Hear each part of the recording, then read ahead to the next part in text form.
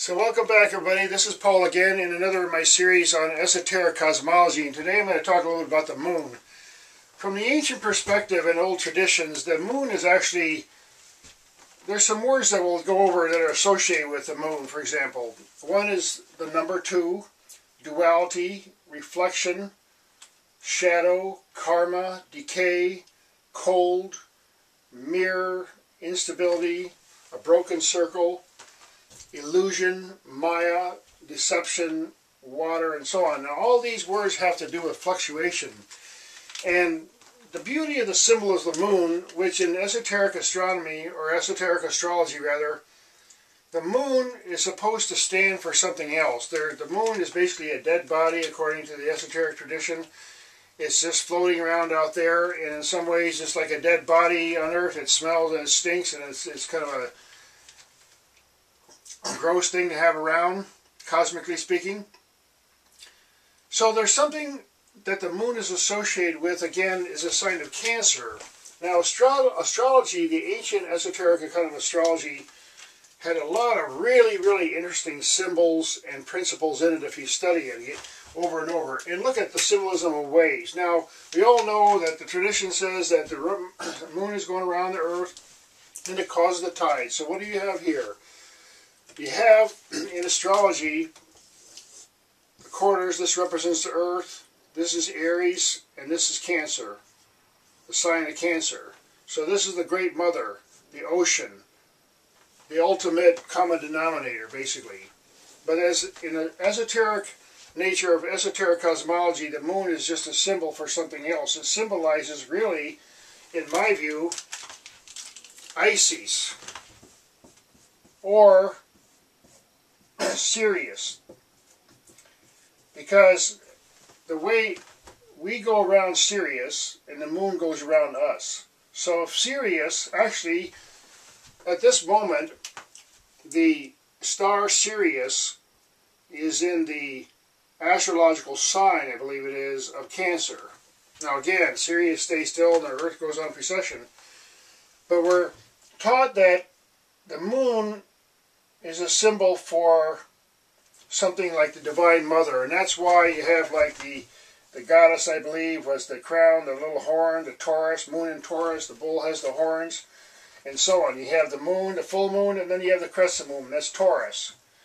And Taurus has to do with plants and summer and all that kind of spring.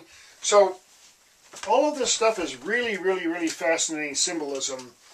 And I urge people to get in some really good books on esoteric astrology, for example, by the same author that made this one, Treatise on Cosmic Fire.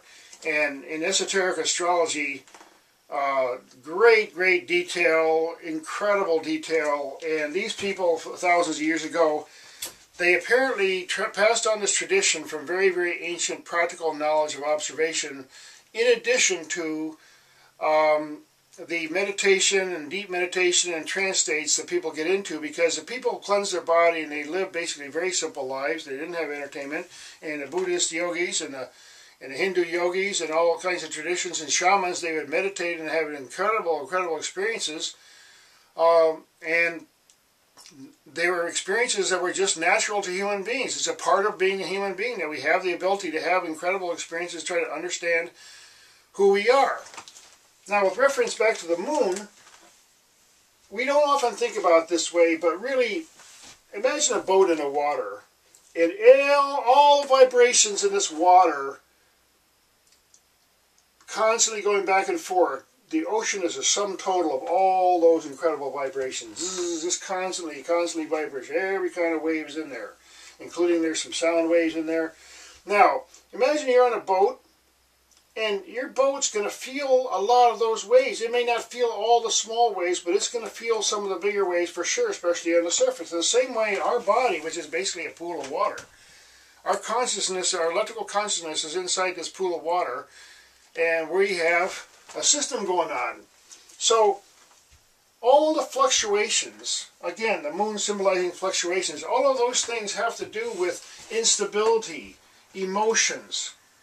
That's why in astrology you say, well, your moon is your emotions. Well, there's, you know, if you take the essence of water, and that we're in water, and we breathe a fluid of air, then there has to be some instability here, and where we get into reflection, if we can bring ourselves to a stillness, just like in the picture of the moon.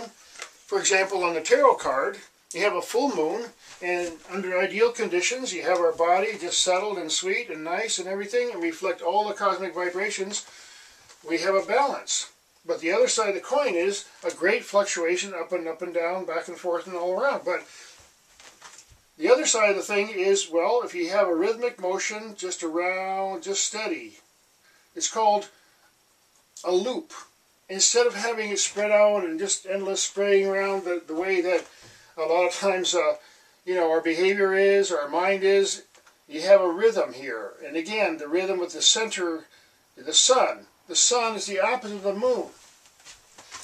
So all that's a little bit I can tell you about the symbolism of the moon, but it's very, very fascinating. There's a profound mystery, and there's a lot of debate actually whether we actually need a moon. Because, maybe if the moon wasn't there, yeah, the tides would be different, but then maybe there would be something else going on, or maybe we could find a better moon that, maybe not look as good, but make better seasons around the world instead of having such differences around the world, Now,